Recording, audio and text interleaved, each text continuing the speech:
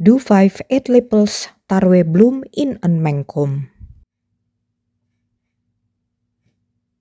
Voeg 2 eetlepels rice meal, een halve theelepel bakpoeder, een halve theelepel bouillonpoeder, een kwart theelepel gemalen witte peper, een halve theelepel knoflookpoeder, een kwart theelepel zout en een halve theelepel suiker toe.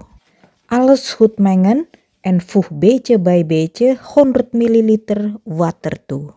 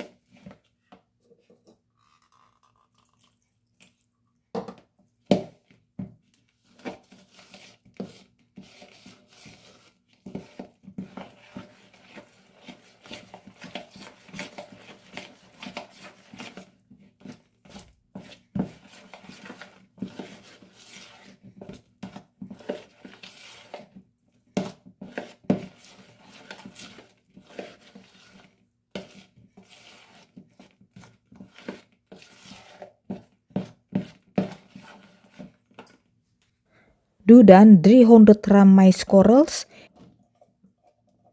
en lenteau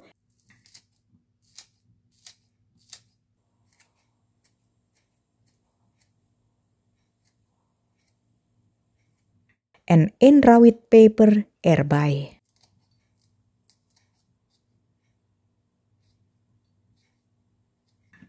Alles goed mengen.